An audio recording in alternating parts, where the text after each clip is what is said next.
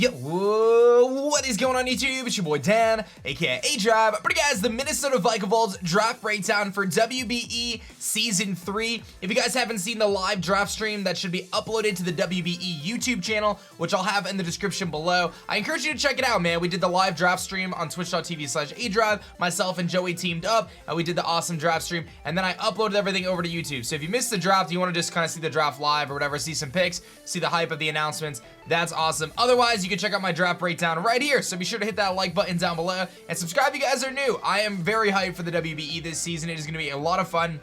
And this is our team that we're going to be using for the next, I believe, 13 weeks of battles, and I'm really happy with the team ultimately. So to set the kind of foundation, we're doing Ultra Sun and Moon. It is a draft league system, open Z moves, level 50, pretty standard stuff, but the big change is there's 28 teams. So with 28 teams, the draft pool is going to be pretty thin, 280 picks being taken total, and most draft leagues, to kind of put that in perspective, have about 180 or so total Pokemon taken. So 280 is pretty nuts, about 100 more Pokemon drafted in this league than normal. So you're going to see a lot of kind of thinner teams. You're going to see kind of a more challenge to get a good defensive core or good pieces that synergize well together, because as you can see on the screen, I actually had the 7th pick overall. So I picked 7th, and then I didn't pick again for essentially 50 picks or something crazy like that. So just to kind of give you some perspective. So any picks you make going into things are going to be tricky, but I actually am really happy with how the draft came out, and I'm excited to kind of show you guys what I've got. So let's kind of jump into things.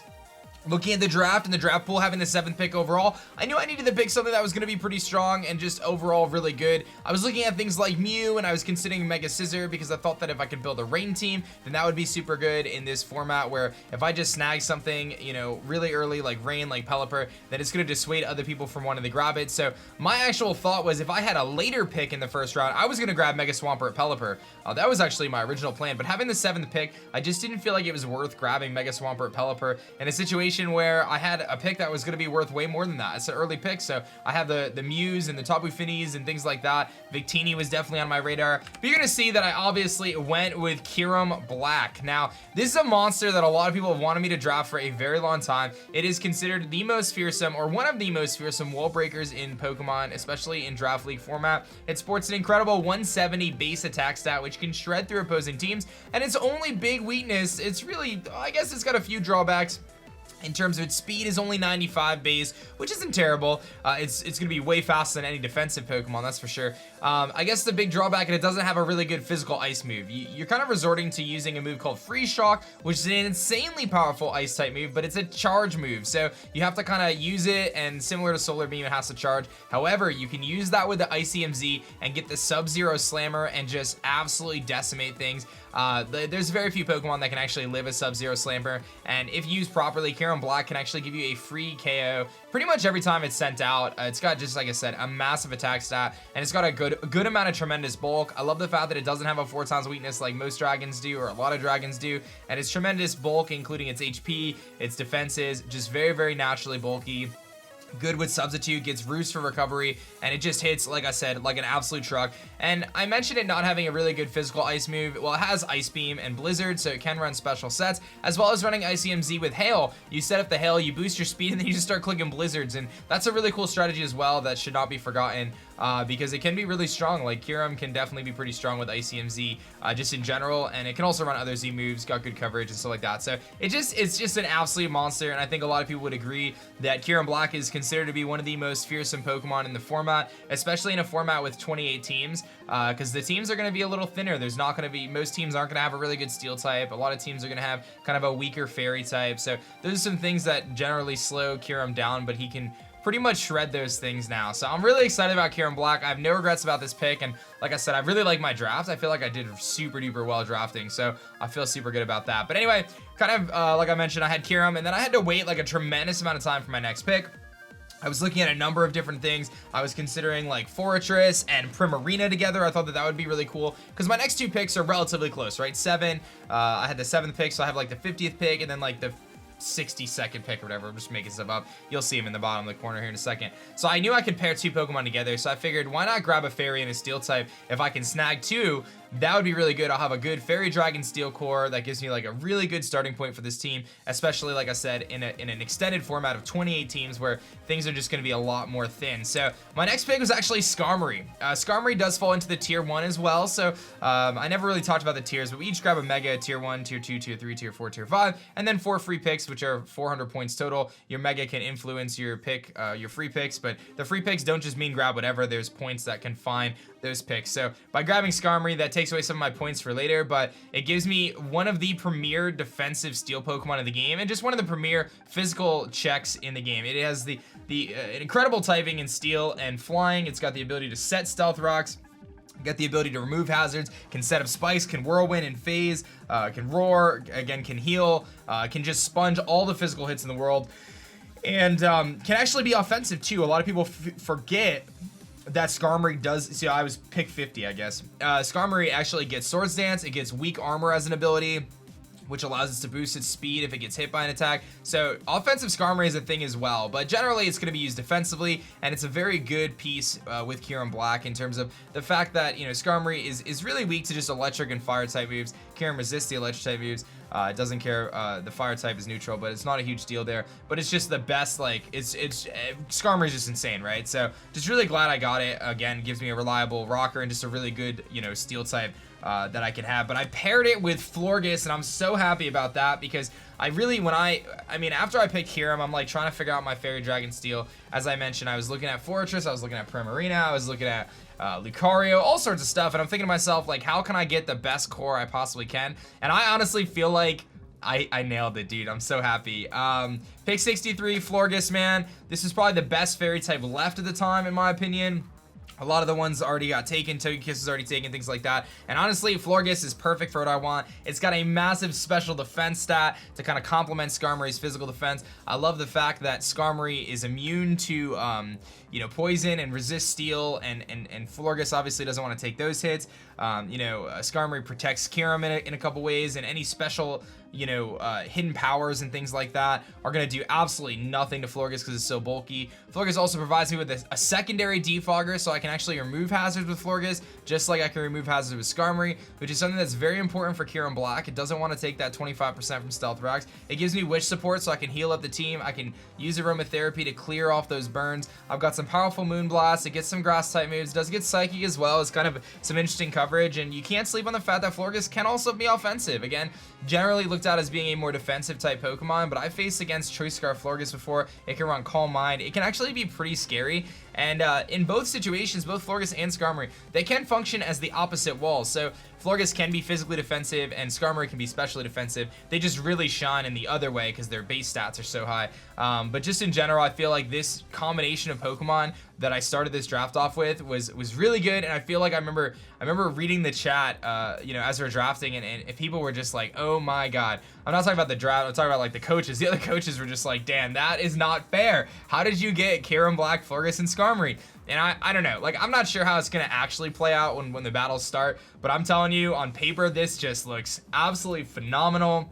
These three Pokemon are going to come together in pretty much every single match, I would say. Out of the 13 games, I would imagine all three of these dudes come to like 11 or 12 games, and I feel like that's something really important, especially when you're looking at your first couple picks. You really want to make those matter, and you want to get Pokemon that are going to kind of really anchor the team down. So I managed to do that with Florges. I was so pumped about it. Kind of moving into the next picks, I had my Fairy Dragon Steel Core, trying to figure out what did I want to go with next. I was looking at the Mega board. I was considering a lot of Megas. I was actually considering low tier Megas. I was looking at like Mega Banette. I was looking at a bunch of stuff. But I really like Mega Manectric in this situation. Mega Manectric, in my opinion, first of all, I've preached this for many years. Fast electric types are proven to be very good in Draft League format. Simple as that.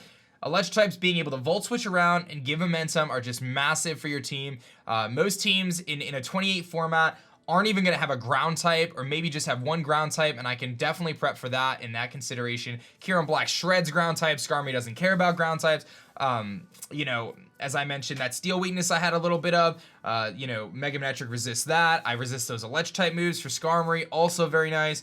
I picked every pick on this team so carefully and so precisely to help the rest out. I love the Intimidate with Manectric, and I love the electric immunity with Lightning Rod. I can switch into an electric attack aimed at Skarmory, get that Lightning Rod boost, Mega Evolve, and then start firing off some hits.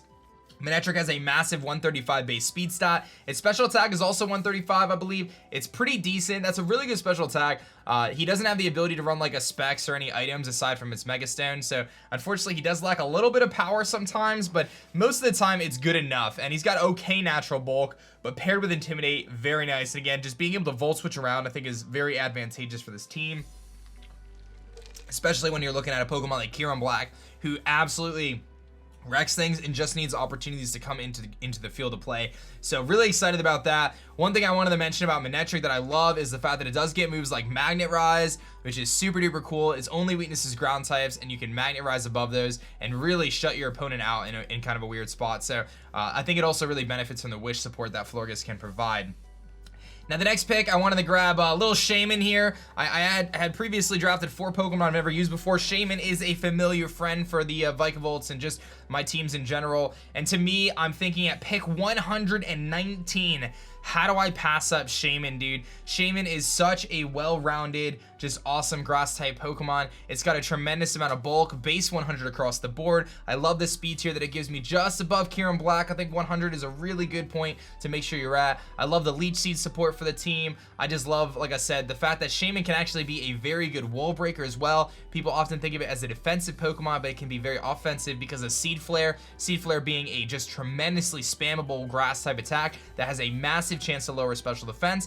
It also has good coverage, Dazzling Gleam, Earth Power, Air Slash. It can run support sets, Healing Wish, which is phenomenal to heal up a monster back onto the playing field. I love its ground immunity or ground resist for Manectric. Again, kind of talking about all the pieces that are working together. I love the Leech Seed, man. I'm a big Leech Seed fan. And you can also run Physical Shaman. I believe it does get Swords Dance, so you can run a Physical Shaman set. So there's a lot of opportunities for Shaman. It's obviously one of those like base 100 mythicals, and it's so good. In tier 3, to me, Shaman kind of balances around tier 2 and tier 3, but in terms of grass types that were available, I really felt like it was worth jumping out in round 5 to grab this grass type, knowing, okay, like my water and my fire and some of those other types that I'm going to want to fill are going to be a little bit the lower tiers, but I think if I grab them early enough, I could really kind of put together a super solid squad. So Shaman in tier 3, I just felt like it was such a good pick, and it really fits the core of this team. Now we're getting into some of my favorite picks actually of the draft, because I feel like this is where the draft really shines. I feel like I hit a home run at the beginning of the draft, and I was talking to some of my friends who I kind of draft with and stuff like that, and I would say I actually did pretty good at drafting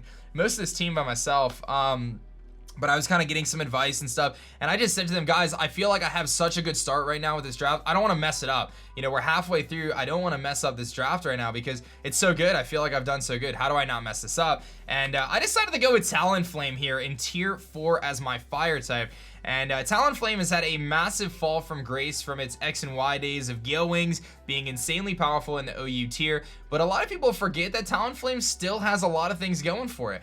First of all, Gale Wings is a great ability, and yeah, it only works if you're at full health, but it's still a decent ability if you're at full health, especially when you pair it with Z moves. But people forget that its secondary ability is Flame Body, or rather its actually original ability is Flame Body, and that's a pretty decent ability. It shuts down U-turners, it can take on physical hits, and it's got a nice set of resistances that match nicely with the rest of the team. I mentioned Skarmory being weak to fire, this thing resists fire. I mentioned, you know, Florges being weak to poison and steel. This thing actually resists steel, which is nice. This thing has a ground immunity for Manectric. This thing has, you know what I mean, like it's got a lot of pieces to it, and offensively it's tremendous. Bulk up, Swords Dance, Z moves, as I mentioned. It gives me an offensive fire type. It gives me a tremendous speed tier of 126, which is just below Manectric. And you'll see as I round out this draft, my speed tiers are absolutely on point. It's something I've really focused on in draft. I think it's something that a lot of people kind of forget, and I feel like in a league like this, again, with 28 teams, having fast Pokemon is massive because there's not going to be a lot of fast Pokemon in general. There's only a handful of viable Pokemon that sit above base 100,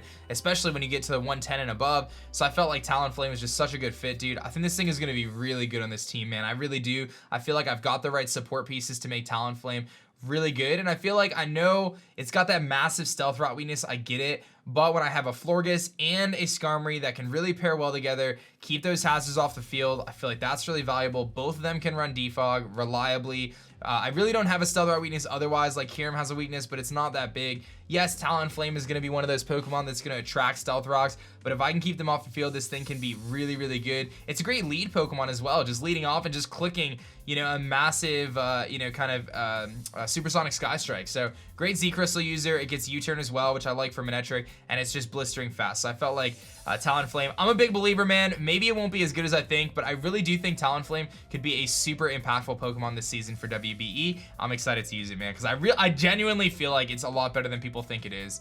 We're gonna actually bring. Oh, I want to mention one more thing about Talonflame.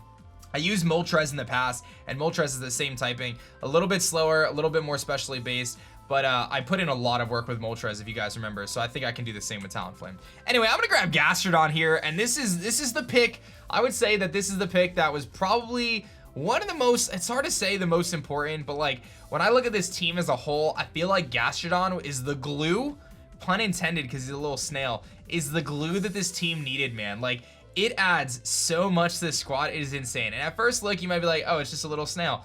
But no, Gastrodon is the absolute perfect combination for this defensive core to cover any possible holes, man. So let's talk about this for a second. Skarmory is weak to fire and electric. Gastrodon, immunity to electric, resistance to fire. Florges, weak to poison and steel. Gastrodon resists both poison and steel. Kyurem-B, don't care. I'm taking hits.